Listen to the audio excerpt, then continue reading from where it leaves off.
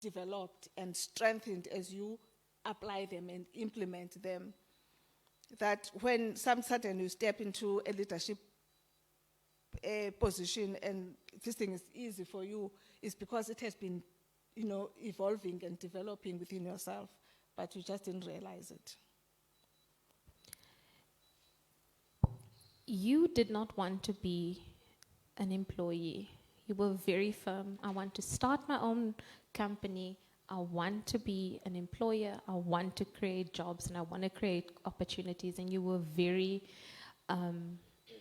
direct about that's what you wanted. Tell us about how that dream came to be when you started your firm the very first time. Yeah, everybody was just afraid.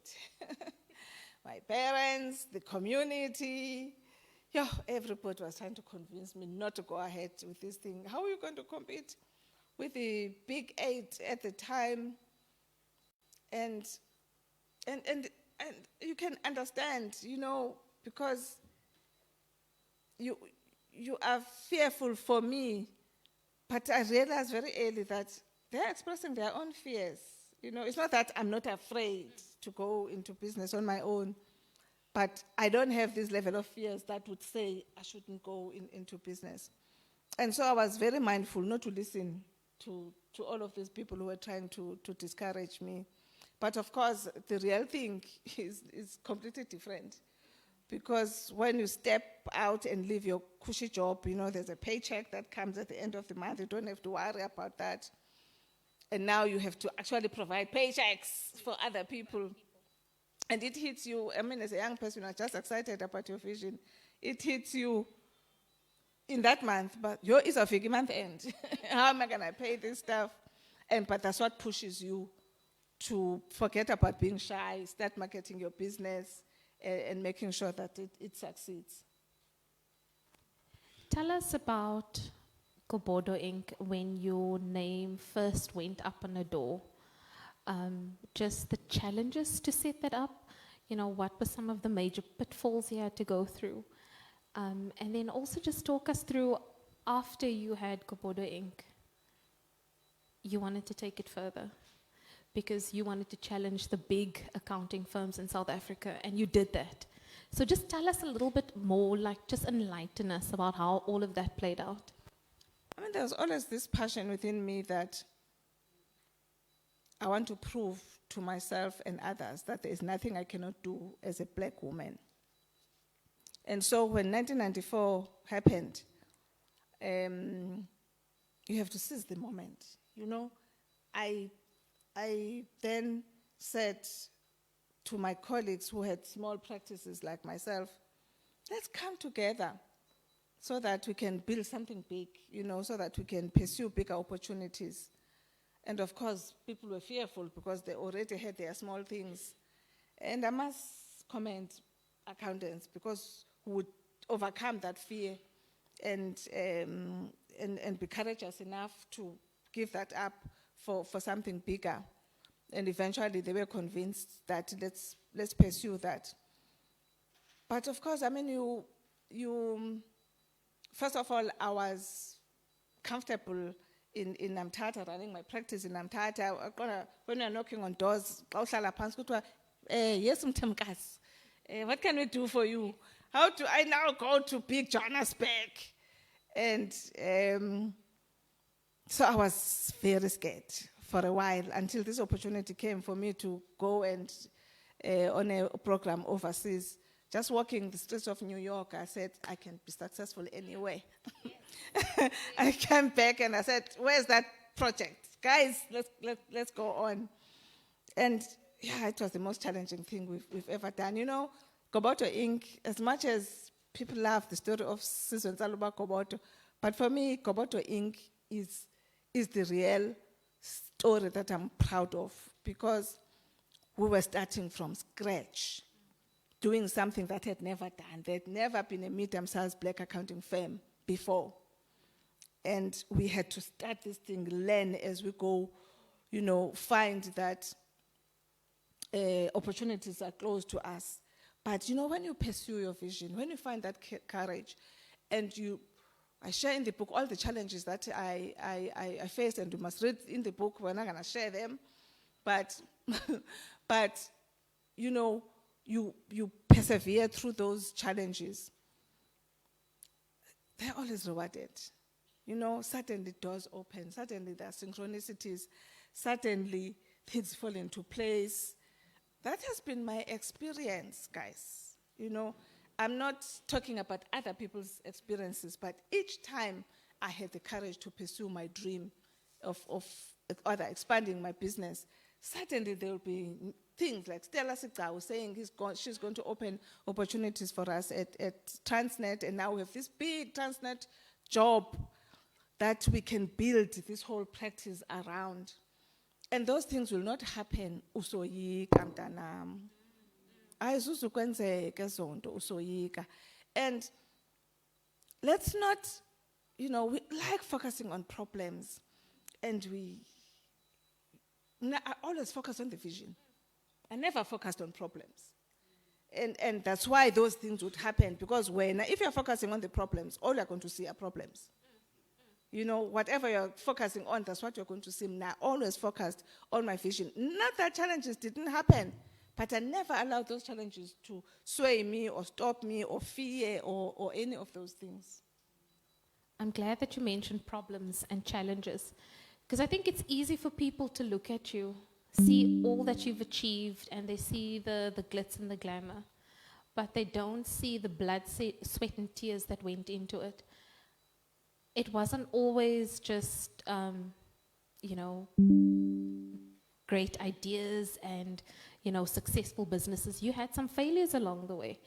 Do you mind just sharing with our audience just some of those failures and challenges, how you overcame those, and how that actually helped you towards your vision? Yes. So, I mean, this whole thing of this childhood trauma, we didn't understand childhood trauma at that time, and you would, you know, and not understanding yourself fully, which is why I share in detail this thing of how important it is to understand yourself. So I would start this big thing and develop it, and when it gets to a certain stage, I would get bored. I know, it's like, are you crazy? Yes, I would just get bored, because now it just needs, you know, more operational management, more admin, more whatever. I'm the pioneer, I'm the groundbreaker. That's where I get my, you know, energy and things like that. And I'd sit here and be bored and then push people to move to the next level. But they're just grappling with this big thing that was just done. What do you mean? We need to move from here to there. You know, no, we're not ready. And I would, the color and it, black people never develop, the sheer Londoleo, chase another mountain. Those were the moments when I would lose myself. But you just realize that, as I was saying, the real you is there. And that big black accounting firm that I wanted to form soon, it was a year after we established Gobodo Inc., happened 12 years down the line, and it was the right time for it. At that time, we were just immature. I'm sure if we had merged our 5 firms at that time, as I was saying we must do, we would have definitely failed. So there's timing also about these things. You know, timing is everything. And I can't even say, how do you know the timing? It's, again, this grace. You know, there's God who guides us about these things.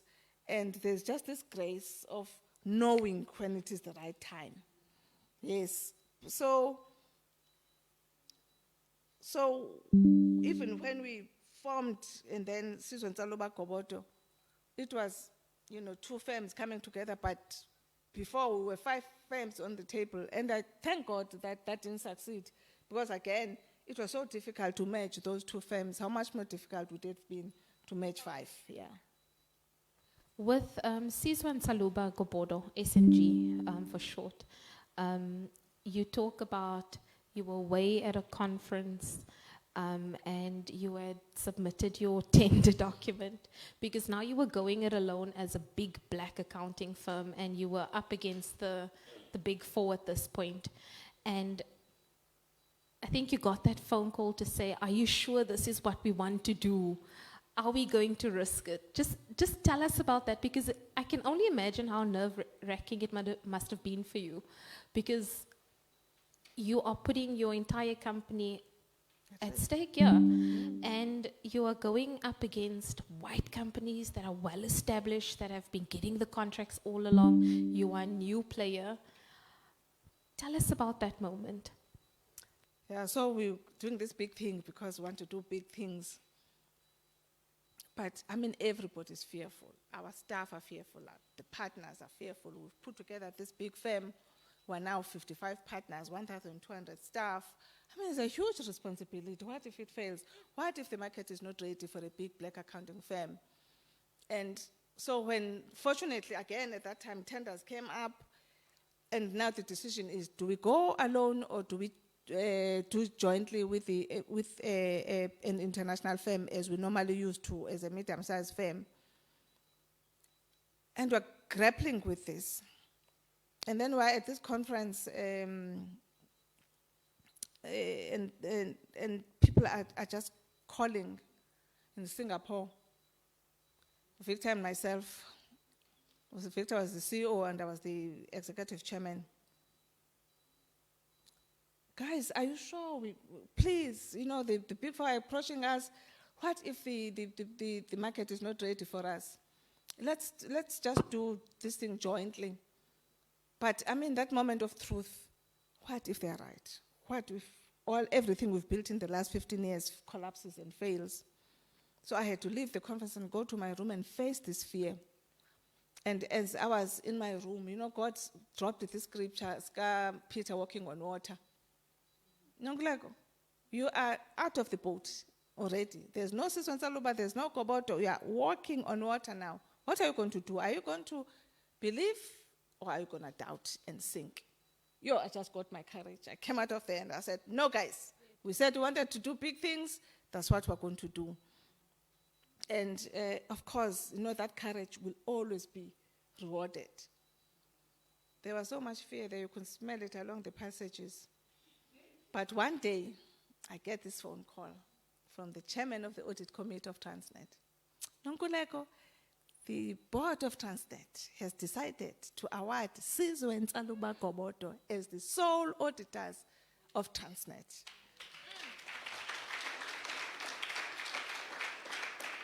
And that was the breakthrough we needed to establish Cheri-Ann Gobodo.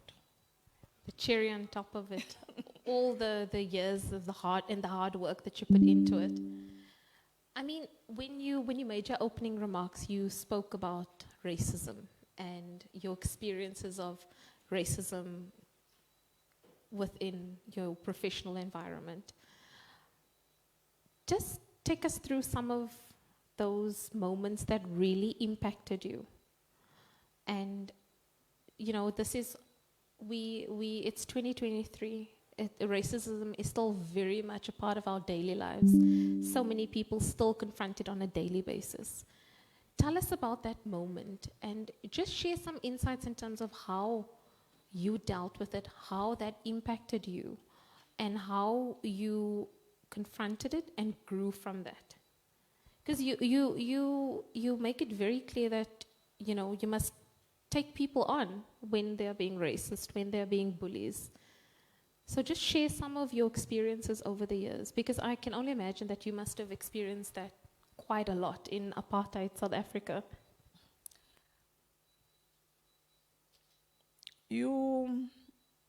Because of that experience with my mother, where I allowed someone to define who I am, I was always so conscious not to allow people to define who I am.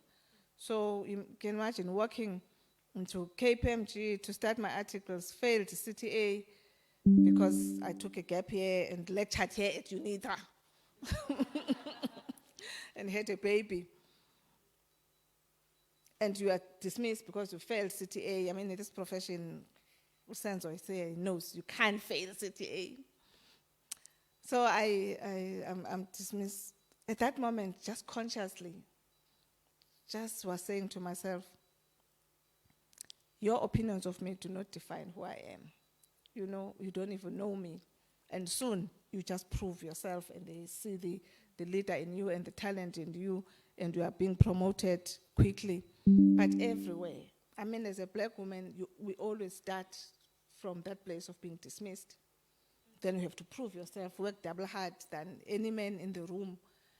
As a black person, you're always dismissed until you prove yourself. So it was that kind of life that we lived. So when we established Nonkululeko Gobodo, you can imagine now, it was like, I can go knock, we are challenging the status quo.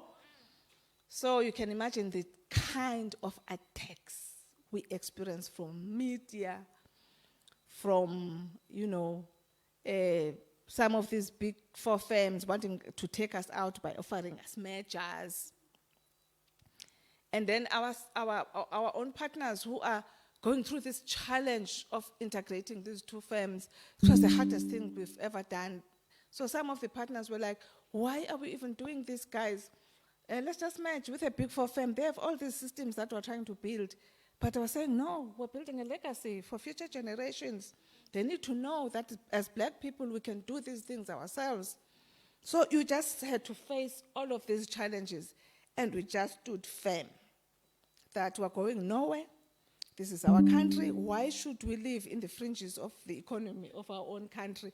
We deserve to be in the center of our economy, and I'm glad that we stood up to all of that.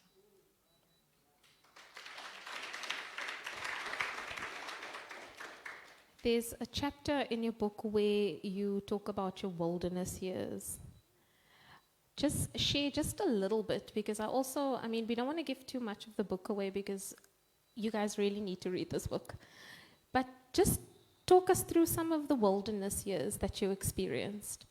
I mean, because of I remember I was being criticized because I was quiet. Now I was being criticized because I was strong. So I was confused. Okay, hitting got into, and the mistakes that I made, like that living off of the firm that I started back then. So I needed answers. I really needed answers. So I used that time to answer these questions. Okay, I was quiet. Now I'm being criticized. I'm strong.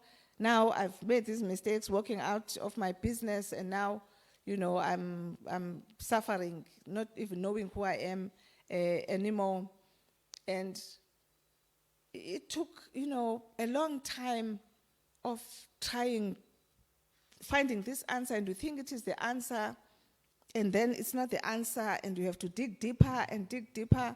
These things, as they say, it's like peeling off an onion.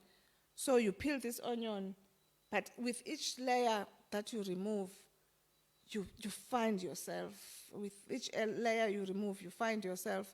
And so it is important, this thing of understanding ourselves. It is important. And I don't want to discourage people to say it is too hard or anything like that. It's a journey worth taking. Yeah, we just that there's not enough guidance on these issues. You spoke about anxiety and depression, and mental health is such a big issue in our society today. Just tell us a little bit about your experiences and how you overcame that. And in your book, you talk about how at some point you went to see a psychiatrist, but you weren't necessarily getting the help that you were looking for. So just tell us a little bit about your experiences. Anxiety and depression is the most dilapidating sickness that, it's just such a pity that even the professionals don't understand it, because when you're going through it, you don't know what to do. You need relief, you need answers, and they give you these pills. After 6 months, I'm like, I don't even have a little relief, not even a little relief. I threw those pills in the dustbin, and I said, I'm a Christian, I'm going to find healing for myself. But what I realized again is that how I overcame those sicknesses was again this thing that I shared today. Just stop. stop. This is what I said to myself, just stop. No, we've been trying this and trying this, going to this doctor, taking this pill. Just stop. Observe so that you can see. Because when you can see and recognize it, first of all, I didn't know I had depression. They were doing all sorts of tests because I was sick even in my body. And then, because I stopped and observed, I realized, I can't even wake up from the bed in the morning. It's hard. Then I must be depressed. And once you know, suddenly it gives you the power to deal with it. Anxiety is even worse because it's like they were talking about neurosurgeon, that's, what do they call it, a reptile part of your brain. Once it just gets into those anxiety attacks, you have no control over it. You just have these triggers and you don't know what to do. That one is really just such a big struggle to deal with because you don't know when you'll be triggered. Any small thing can trigger you. Yeah, these sicknesses, we need to find answers. I don't have the answers, but again, you just say, andizgoyiswa nguwe, you know, andizgoyiswa nguwe, and I think that determination just helps you along. I'm going to ask one more question before we invite Prof. Ndlovu onto the stage with us, just so we can have a chat with him. You mentioned that Mthatha was an inspirational place. You know, you saw the opportunities that there were available for black people. You didn't really see at that point that, you know, black people were being undermined because opportunities were given to them. What are your thoughts on South Africa today and providing opportunities for black people specifically?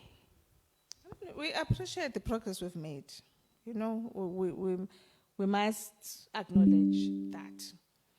But I mean, the reality of the situation is that the majority of our people don't have those opportunities because they grew up in a system that told them that they're inferior, they're weak, they're nothing, they're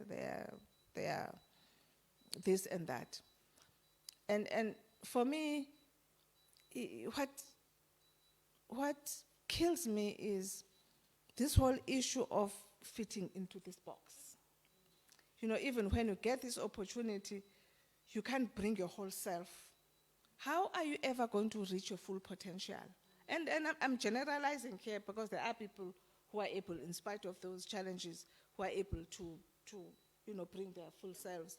But the majority of us, because we have to fit in, and then there's this sense that human beings, that's why we get trapped in all sorts of things, even in terms of culture and religion, because human beings are always looking for safety and security. So we'll do anything for safety and security. We're willing to abandon ourselves. Although I was just tough in business, I was a traditional woman, you know, listening to my elders in terms of what a wife is about. And you woke up later, I'm the breadwinner here. Why am I enjoying this whole thing? Yeah. So I'm trying to say that this is one of those things that we need to face as human beings, because we're going to always be trapped, selling ourselves short, because chasing this slice of the pie, even at home, you know, chasing this safety and security in a marriage that is not really there. So even in these jobs, we're looking for this safety and security, and we're selling ourselves short. And please don't resign from jobs. Please, please. That's not what I'm saying at all. But I'm just saying, do this thing from there. Yeah. Stop and observe so that you can find your own thing and what you really want to do. Because when you stop, you will find that and you'll surprise even yourself. Yeah. Thank you for that. Guys, just join me in welcoming Prof. Ndlovu onto the stage. He will be sharing some insights with us.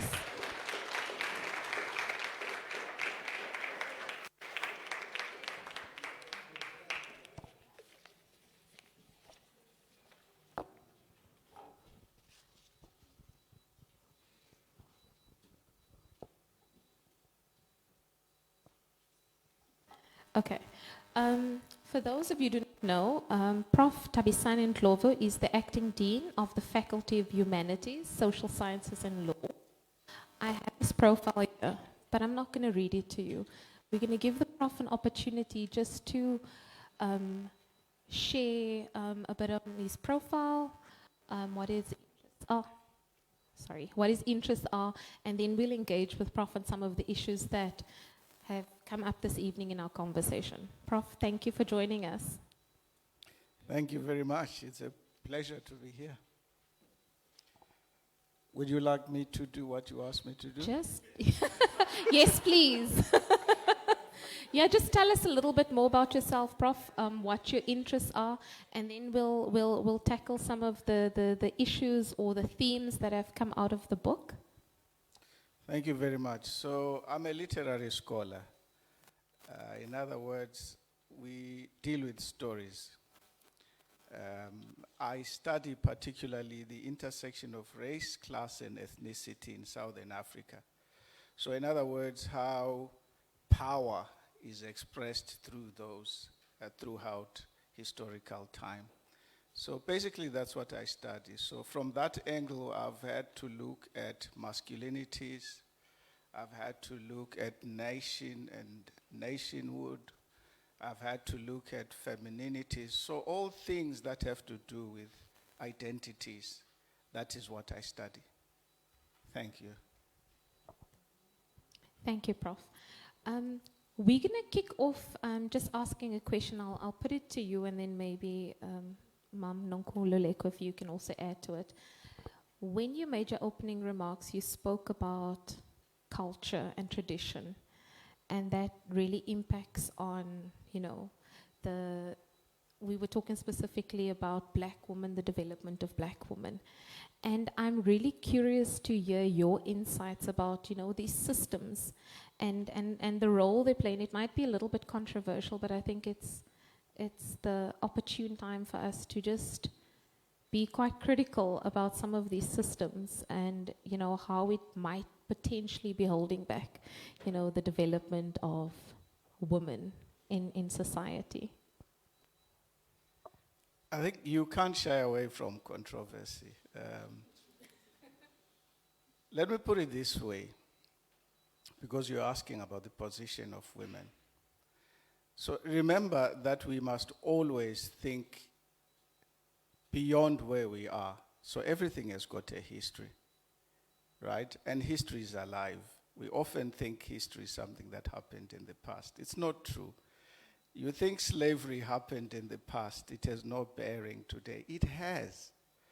Because the way in which black people are looked at, which is what Author Nonkululeko was saying, actually emanates from there, from black people being captured and being sold, comes the myth that you can't think for yourself. You are weak, you're in, all manner of things. So let me locate what I want to say then in our colonial history, right? So whether you call it colonization or you want to call it apartheid, same. So what that system did was to really mess up with our brains and also upset the way in which we related as human beings. In fact, what colonization did was to make the position of women worse than what it had been before. Remember, the colonists created jobs in the mines and everywhere else and gave power to men. So men became the breadwinners, which is why even today we think that men naturally are breadwinners, when it's a creation of a system. Right? So when Author Nonkululeko upset this arrangement, it was as if she was upsetting something that is natural. In fact, it isn't. So what these systems do, because remember, there's someone at the top of them. So you have white males at the top of. All oppressive systems have a hierarchy. There is an order. There's a pecking order. At the top, white males. white females, black men, then the black woman right at the bottom. That is the order. But because it wants to perpetuate itself, it wants to continue. Do you know where it continues? It continues in your mind. So myths are created to say women generally are irrational creatures. They can't think. Women have a problem anyway because their biology is problematic. You go into menstrual cycles, then you can't think straight. That's the claim. And then this gets propagated so much, you start believing in it. The same with race. Black people get told you are poor because you have no initiative, you can't think. But tell you what, the poverty of black people is actually a creation of the white system. It's manufactured. So to get to the point, the position of women bears the full weight of all these systems that I've spoken about. So it's a crushing weight because they have to overcome all of these and upturn all of these. That is, it's a very unenviable position even today. You hit the nail on the head, and I think all of us, when you said it, that realization, we all agree with you. I'm going to ask this question to Mam Nonkululeko, and then Prof, if you can also answer. How do we break that cycle as a society? How do we get out of that hundreds of years of thinking that has been forced upon us to a point where we think that it's natural, you know, for one race to be above another, for one to be inferior to the other, for women to be inferior to men? How do we break that cycle? I mean, as the Prof is saying, this whole thing is manufactured because for you to be inferior, you need someone to be for you to be superior, you need someone to be inferior. You know, because if there's no one who is inferior, who are you superior to? Yeah. Right? So we need to understand this whole thing that we are complicit in this whole arrangement that is going on. Again, why? For safety and security. You know, okay, for me to survive, I need to comply with this system so that I can survive. So that's why we need each and every person, because it impacts you directly, you know, psychologically, unconsciously, consciously, because you do face racism and sexism, you know, of it in other ways. So that's why we can't change a whole society, but you can change you. And it's going to take each mind that transforms from this kind of thinking, dealing with those limiting beliefs and identifying those limiting beliefs that you believe about yourself, that were socialized for us to do this. And I always, you know, have faith in the sense that although we're human beings, we're also spiritual beings. As insurmountable as this problem is, we can dig deep into the spiritual self and from there overcome these challenges. We cannot leave our children with this mess. Do. And what I'm going to say actually dovetails to what Mam Nonkululeko has said. But let me put it this way. We think we are what we are, but we are not. What I'm trying to say is that we are a product of systems, just like I've been saying. And I like how Frantz Fanon put it. He said, you know, what colonialism did was to create a psychosis, a disease. It's a disease. Yeah. It's a mental disease. And if you want to overcome that disease, you have to first of all have the right prognosis. Identify what the problem is. And I think we can do it at an individual level, but it takes a lot of influence, willpower, and all of these other things. We should be doing it as Africans at a collective level. We should be saying, what is our education system doing? What is it telling you about your positionality as a black person? Those who are in my class will tell you, we start from there. Who are you? How do you relate to all of this? What do you think about yourself in relation to other selves? Do you believe what they say about you? And if you want to break that cycle, therefore, I think the most important thing is exactly that. The moment that we break free of the psychosis, because most of us are not even aware that, in fact, we have a disease that we are carrying. This is what is called internalized oppression. You have taken the oppression and put it inside you. It lives within you. So the oppression has become you. I think as Africans, we need to get beyond that point. First, let's take out the internalized oppression. Sadly, we do not have leaders who think this is important, which is why they will say, let's learn science. We want to catch up with everyone else. The humanities don't matter. And all of those. Yet, this is what we are about.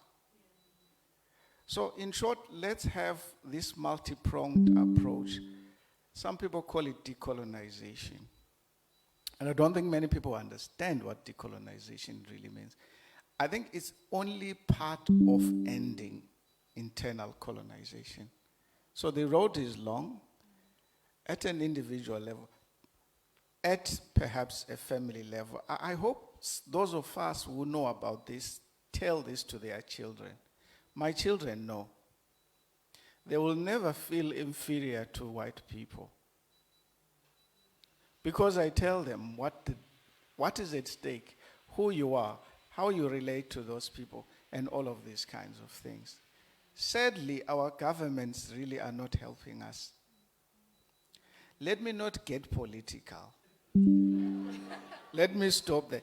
You make up your own mind, really, how you would want this to play out with a government that perhaps is driving some kind of a program that says, let's get rid of some of these things that are inside our heads that are keeping us from developing. Prof, allow me to get a little bit political. And this comes directly from Awakened, the autobiography. It's something that I read and it struck me. On page 227, and it's in reference to the Truth and Reconciliation Commission, there is a very powerful statement from Mam Nonkululeko which says, we forgave people who didn't ask for our forgiveness. It's powerful. I want to just gauge from you, did we do enough in the transition to make sure that we really create this rainbow nation that we talk about, that we create the South Africa where everyone feels that they belong here?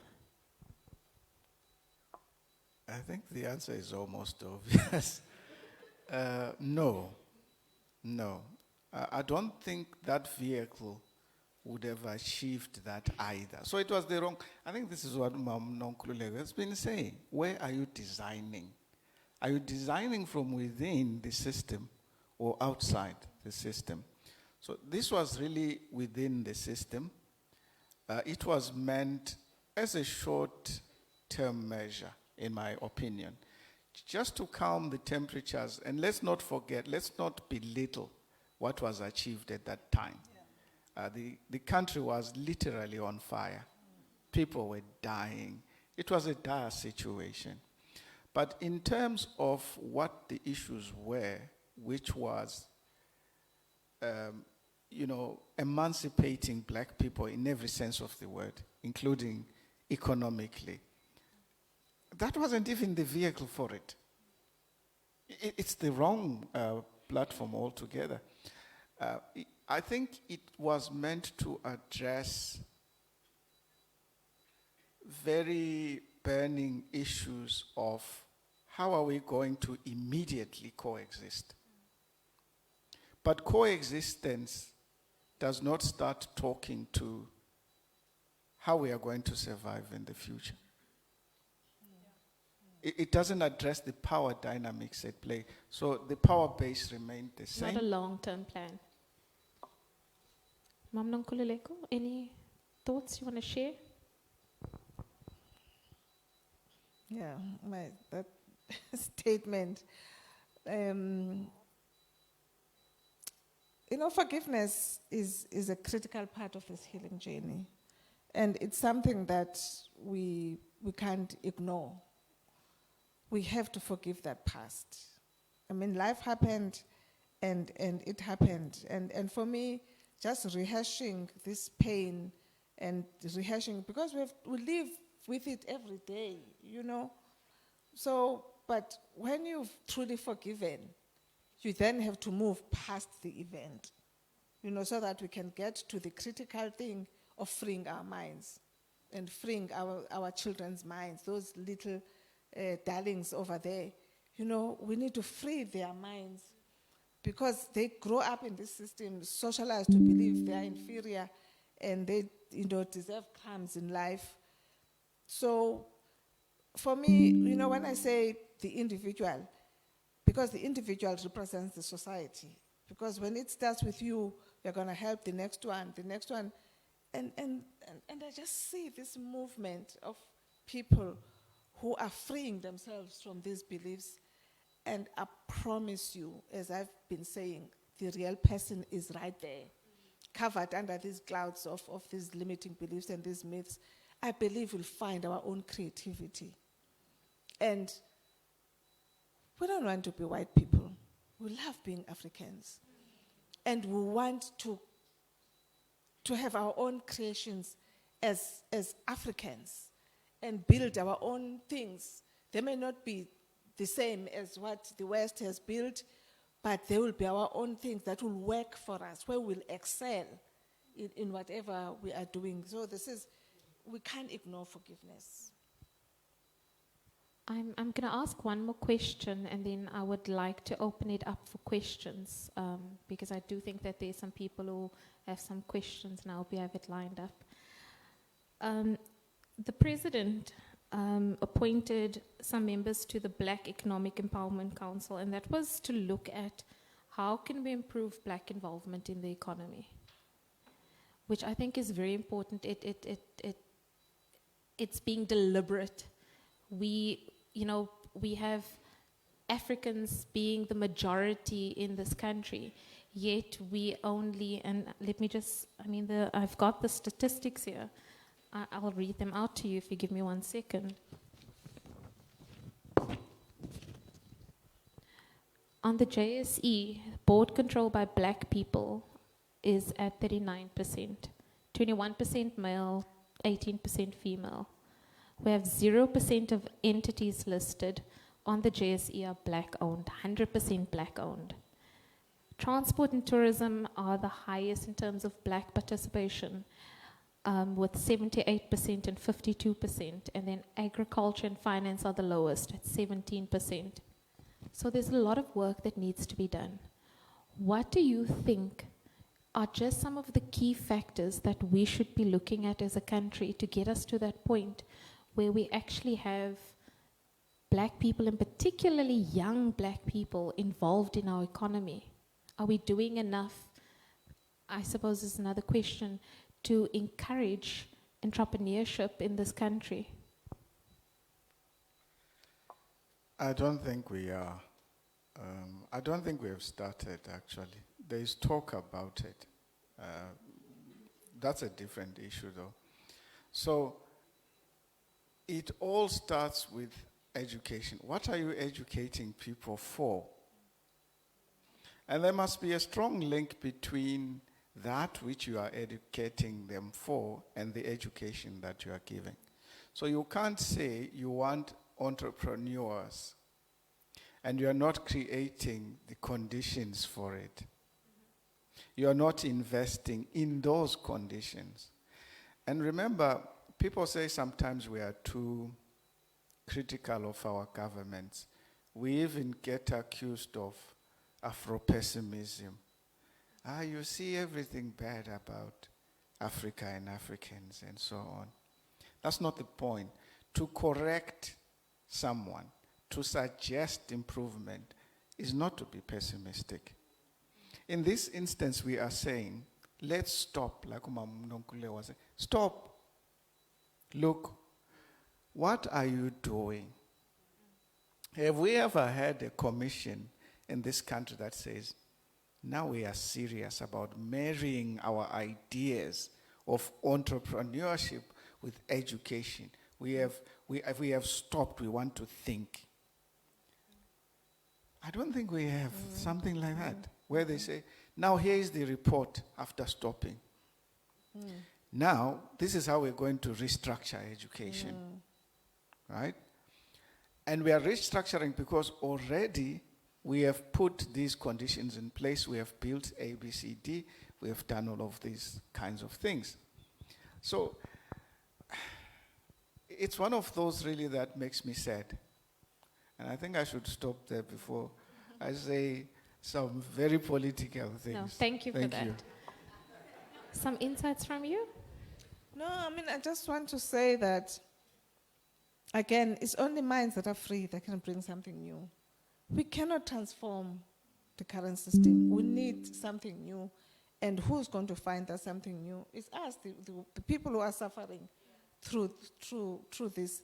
And it can be found because, as we're saying, if our forefathers found new economic systems, why can't we just find new economic systems ourselves? Great, thank you. Are we ready for some questions from the audience? But I think let's start with our little quiz and who's going to be winning a little hamper today. Guys, you want this book, so listen carefully. And you're going to read it in like one day, trust me. Will I be able to read this handwriting? Yo. You're not making it easy. Okay, first question. On which date was the celebration dinner hosted by the Wusu Gauteng chapter? I see her hand there. There we go.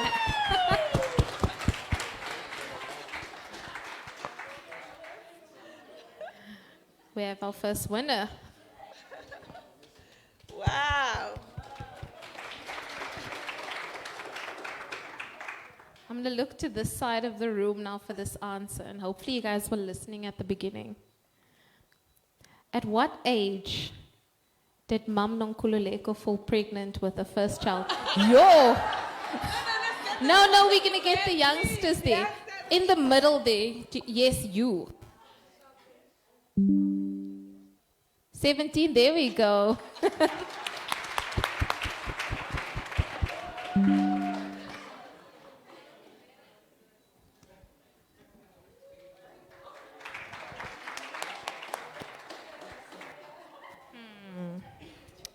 don't want to make it too easy. This might be a trick question, so let's do this one. Which business story is Mom Nonkululeko really proud of? Okay, right here in front. Sorry, guys. Here we go. Well done. I love an audience that engages, eh?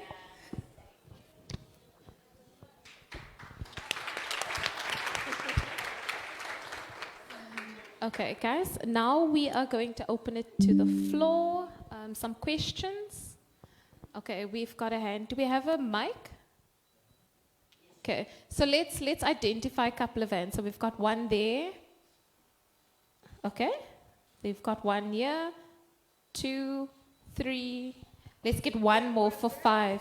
Oh, I didn't see you. Sorry, 5. So 5. Let's do 5 for this round. Thank you. Good evening, everyone. Good evening, Mom Gobodo. So I've got 2 questions. One is for Mom Nonkululeko and the other one is for Prof. My question... Oh, can you just stand up? Hi, sorry. Okay, I hope you can see me now. Yes. Okay, awesome. So my question to you, Mama, is how does the SNG Grant Thornton merger make you feel after having come so far from Gobodo Inc.? And then my question to Prof is, sorry, I wrote them down. And then my question to Prof is that in as much as we have racism, which we do acknowledge has put us far back as Black people, how we... And the story of the young women in rural areas who do want to transform their lives is really going to take all of us. You know, that village cannot do it on their own, which is why we need to start this whole journey of transforming our minds. Because for me, as I'm saying, once you change one person, you also change a nation. Because once there's a new thinking, and we now have these role models of Black people who are doing, yes, we have those role models today, but the role models of a lot of them, you know, transforming their lives, that just automatically says something to someone who's sitting in a rural area and thinking that life is gone. Because I know from that one incident of me being the first Black woman, how I met young wives who were going back to school because they now believed that there could be anything that they wanted. We need the role models.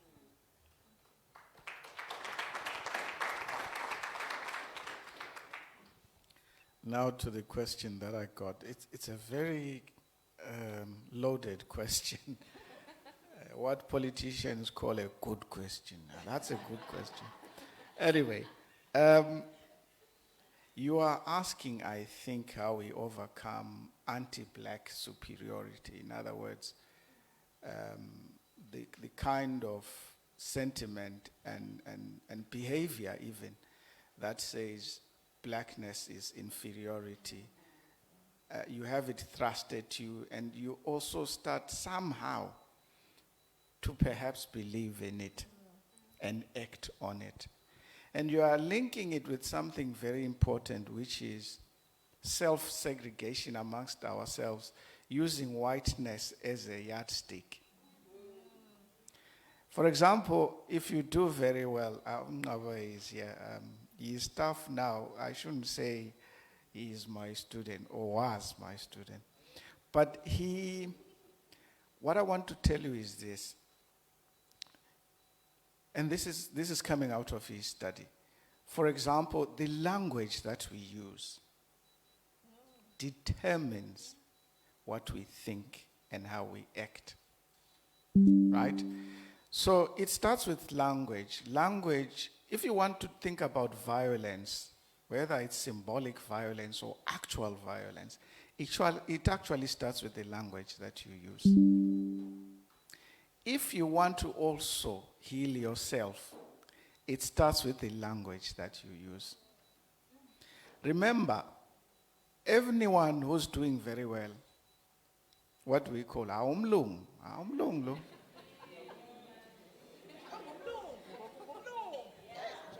Yes, so if you are organized, yeah, and all, and when someone does wrong,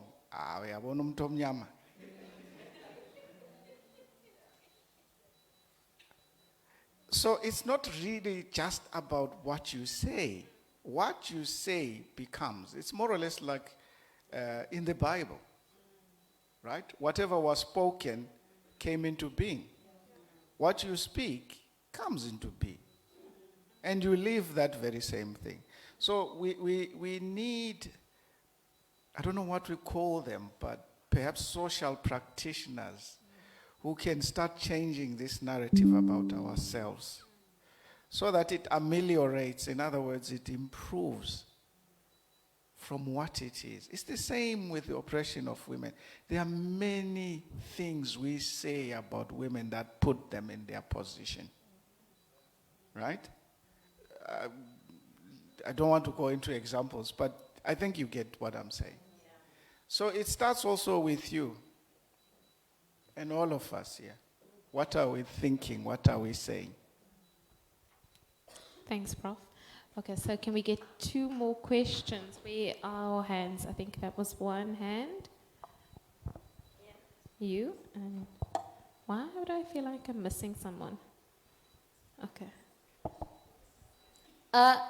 Good evening, everyone. My name is Luto, and my question is quite simple. In reference to the book, should we all be feminists? In reference to the book, should we all be feminists? Let's get our second question, and let's see, maybe we can even squeeze our third one in. Good evening. Mine is not a question. Maybe rather a comment and maybe elaborating from the speakers, what the speakers have already said. The fact that we see ourselves as inferior, and Mam Gobodo mentioned something like we see other people as patriarchs, the opposite sex, and also as providers in the family. And in the true sense of the word, women are providers. And a lot of time people have made reference to the Bible, the Word of God, and only because they only focus on one chapter, where in the beginning there was creation by God, where a man was created. And no, everybody stops at verse 26 in that chapter. They don't go down to verse 28, 27, 28, where it says, a man and a woman erupted from that.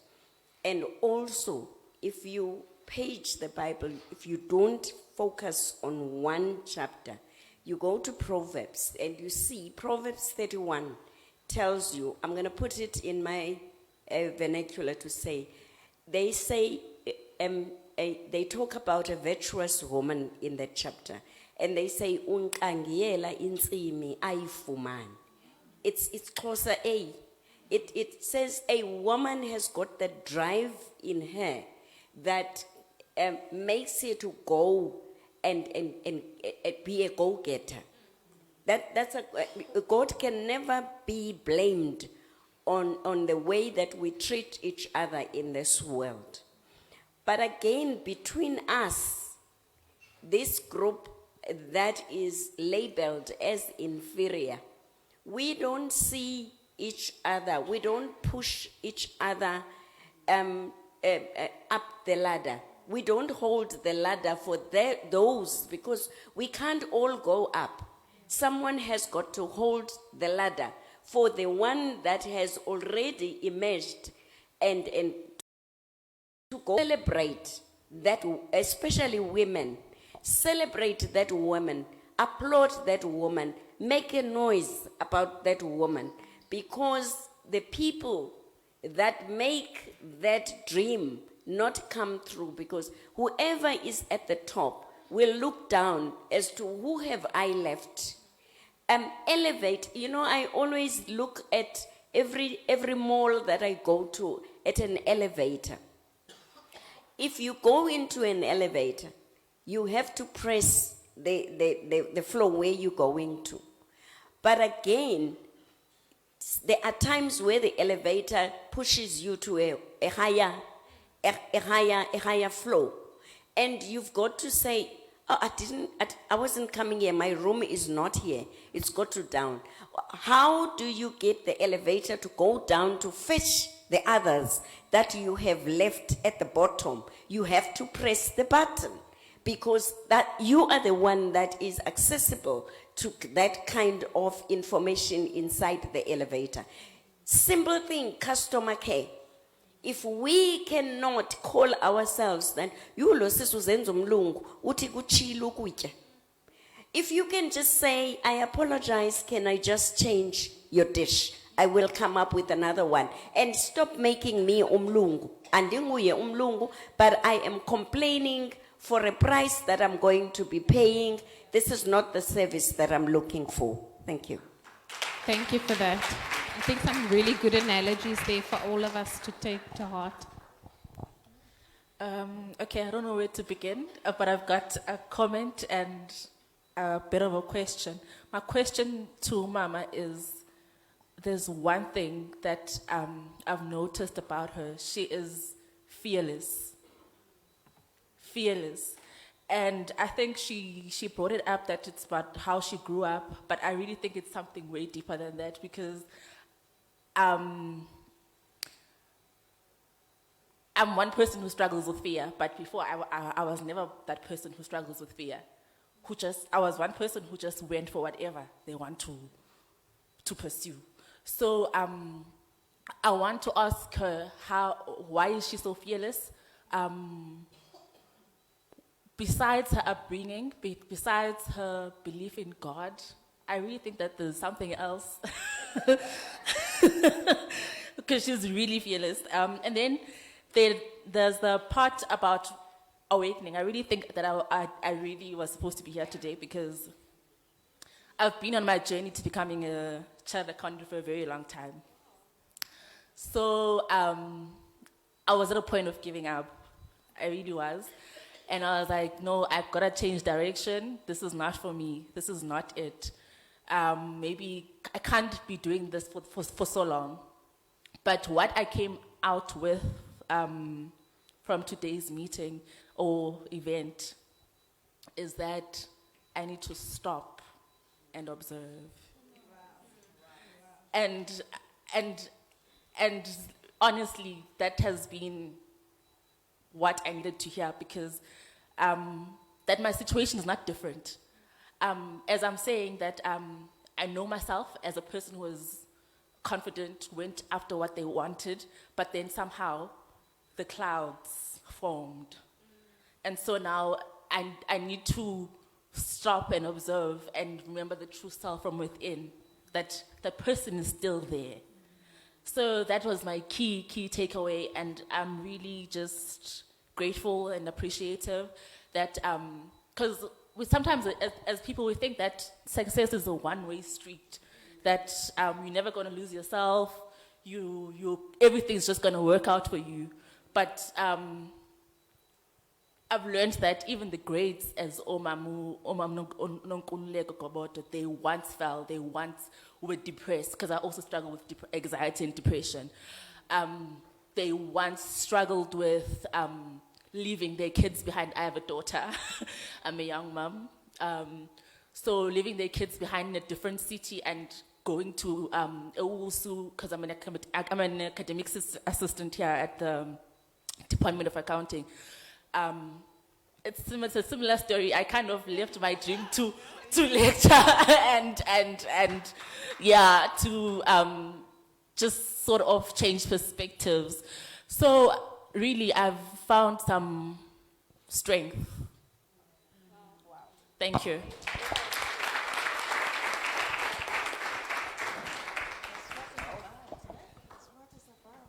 Huh?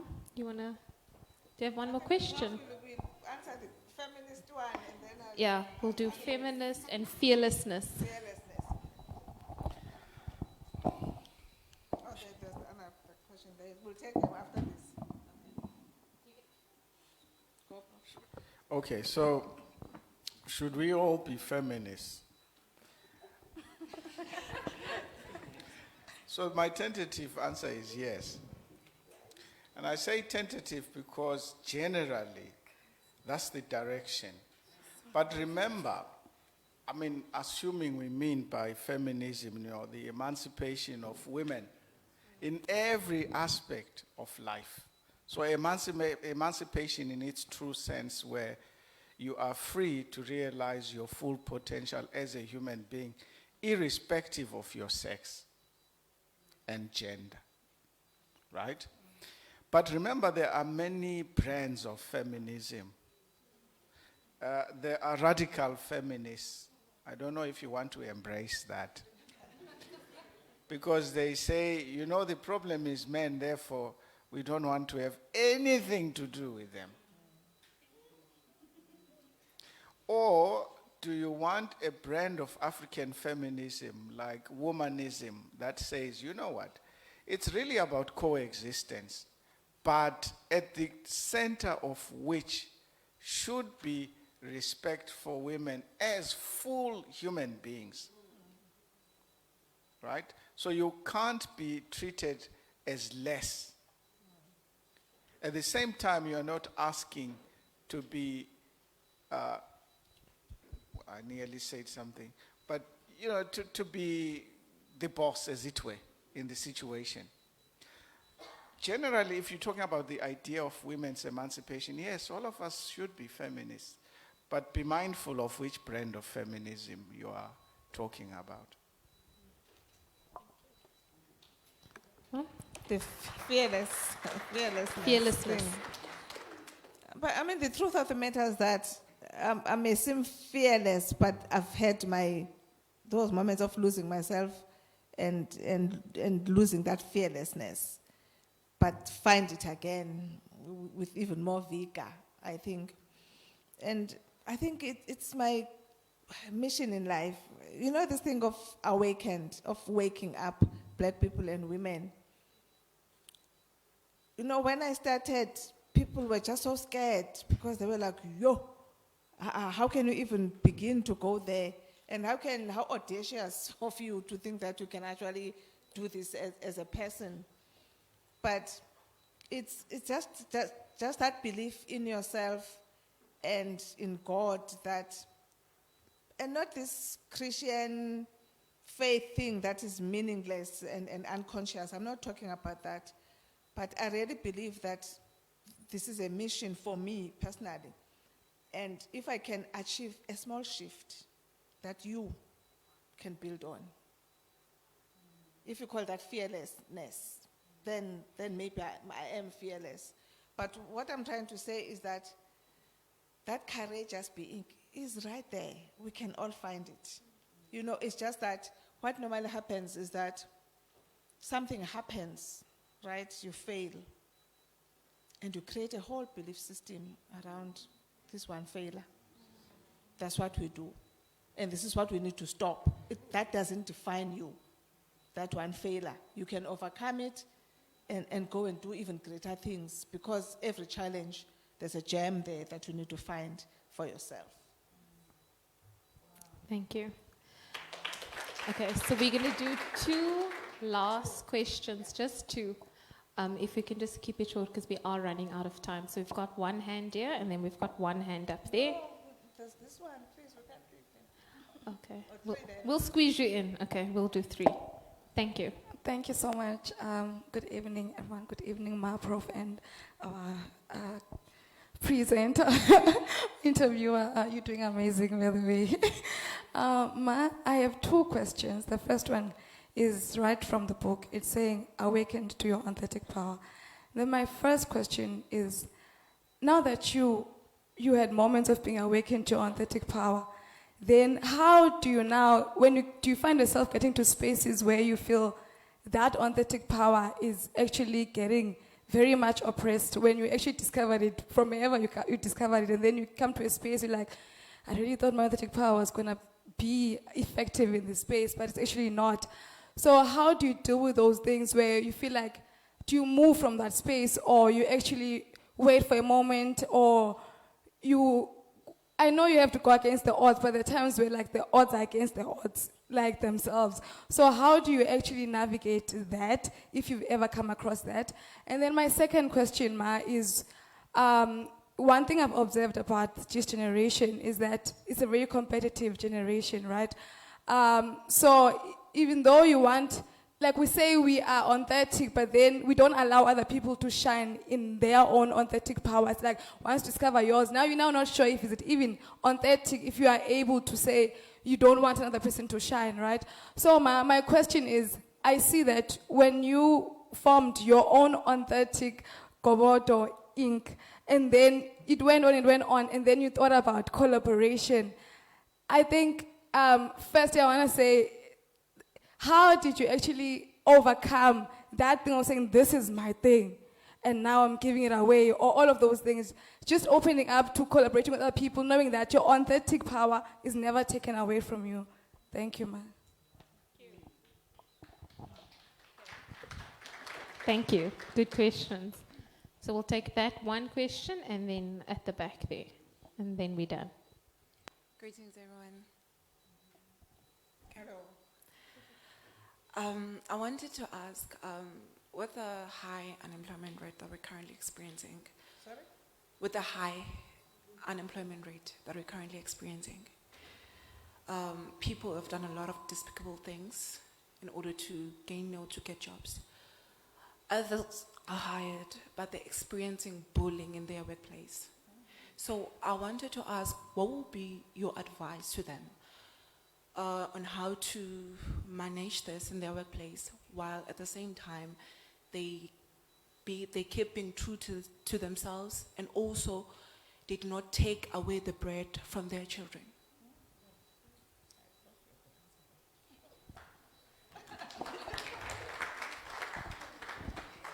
Thank you. And we've got our last question at the back.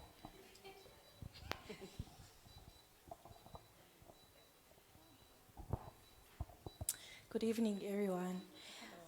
Mama, I've got a question. You mentioned mental health, mental illness. Yabo. So basically, I'm trying to seek for clarity. Ne? You mentioned mental health, you mentioned anxiety, etc. Right? So now my question to you is, so basically, what are you saying? Are you saying that a person who is mental ill, ne? They've probably like being diagnosed with anxiety, for example, ne? Are you saying that that person, they should neglect their diagnosis, ne? Because that's not who they are, obviously, okay, ne? There's a term where in South Africa, women are labeled ngayo imbogodo. I don't like that term, because to me, it's like you are saying, Dogbana, no, you should, regardless, it doesn't allow women to feel. Because I believe that one should feel in order to first then observe, but okay, this is how I'm feeling, okay. Go through it all, go through all the emotions, then you can get back. So my question to you, are you saying that one should neglect mental health, like how they feel, how certain situations make them feel, because they're a woman, because that's not who they are, because that shouldn't label who they are? Or are you basically telling us, no, don't let that define you?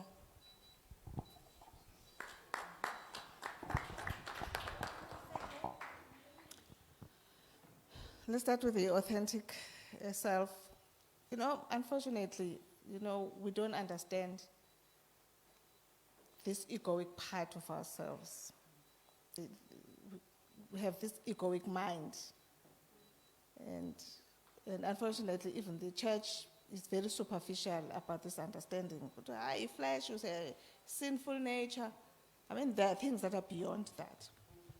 That egoic mind is the one that always compares and contrasts. So you look at so-and-so, hey, hairstyle yakhe, intle. And then, ayikho ntle. And therefore I'm less because I don't have her hairstyle. That one seems, you're so successful and you're ignoring your own light. That is shining through. That other people are envying you about that light, actually, that you are ignoring. because it seems like the other person's light is brighter. We need to understand the ego. Bantwana bam, I mean, they summarize nje apha encwadini yam, because now I think I'm still trying to understand. This is what messes us up, that egoic mind. And that then causes us to compare and contrast and see ourselves always as little, which is why then you want to hold on to your little thing, because if I open it up, then that one is going to be more successful than me. We are born. So, unfortunately, I think we still, even the professionals, the department ka prof, sithatha lena, end up so confused. We are gone. So, which is why each person has to go through their own journey of finding their own true selves, so that you are so secure in who you are that you are not moved by what the next person is doing. And when you're saying, how did I manage to collaborate and give up my authentic power or authentic self? It was just this drive of wanting to prove that as black people we can do, there's nothing we cannot do. Because I realized that if I hold on to my little thing, I'll remain small forever. And we can't then, I mean, can you imagine? I started with myself and a PA, Veronica, actually, commented on LinkedIn. I was like, "Kuban kanene lo?" Oh, Veronique, my first PA. And we started Cheri-Ann consulting together. Where was I going with this comment? So, can you imagine how I felt at Sisulu Gobodo when we were now 55 partners, 1,200. This pie was bigger. We're baking this pie, and it was bigger. If I had just wanted to hold on to my little thing, and people even ask, with all your, fights in business and fallouts, how did you have the courage to again go and form a partnership? Because now when it happened to me, I was like, never again. I'm going to form my own little thing. I mean, these are the things as black people we cannot afford. We cannot grow alone.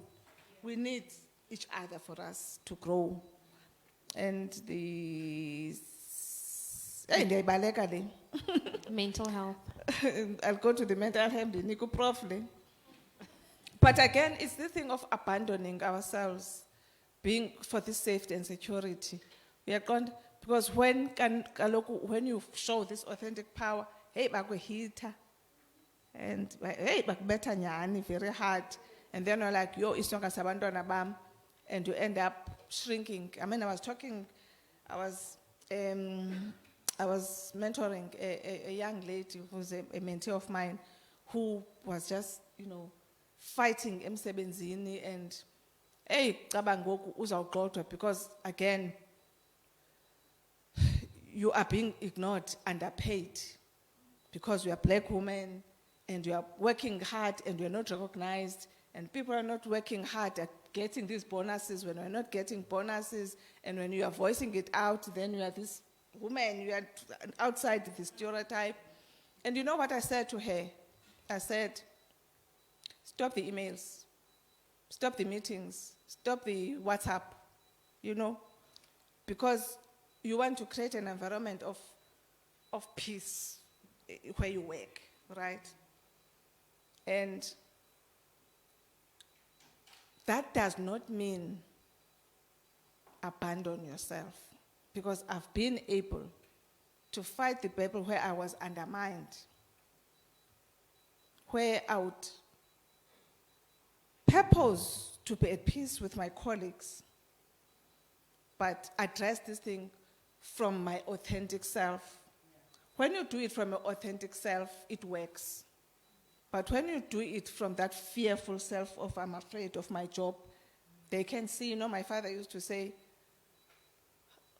Tata, ungene kanjani? Uyibonile le sign ithi beware of the dog. Athi the dog knows when you are fearful. So they know when you are fearful, but when you do it from your authentic self, I promise you, they respect you. Mental illness, no, I'm not saying that at all. I'm just saying, when the psychiatrist said to me, I'm asking about symptoms, we don't know what happens. I was like, how are you going to help me? How are you going to help me if you don't know what happens? You know, so let me go and find healing for myself then. You know, this thing of mental illness, we need to attend to it. It's complex. It's too complex, and it's destroying our nation. Because Galoku, it's more trauma over trauma over trauma over trauma over trauma. And yes, it doesn't define us, but we need to tackle it. And where we need is first recognizing. Even the psychosis, I want to say psychosis or what now. You know, one of those things that we need to deal with, it's first by recognizing my problem is that we're in denial about it. You know, you are in denial about it. When we had a situation, for instance, of a friend, obethwayo ngumyeni wakhe, and kuthiwa ngoku, let's go for help. Uthi, no, you can go for help when and no problem. I'm like, this is not normal behavior. How can you say awuna problem? It's this denial that is destroying us. We need to acknowledge that we have a problem of mental illness in this nation, and yes, we need to tackle it. Prof,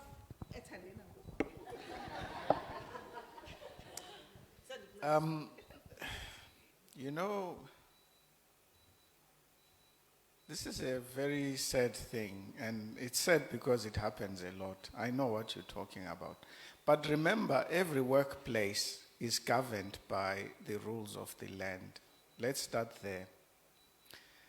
I know people will say, yeah, but never mind the rules. These things keep happening, and people even laugh at the fact that we have got rules for them. But let me put it this way. If you know about labor law, you will arm yourself. What does it say about you being in the workplace and then someone bullying you? What are your channels that are open? Do you have a support system at work? So these are things that you should think about. Some workplaces are conducive. They will allow you to report. And someone will listen, someone will act. Some workplaces are nothing but old boys' clubs.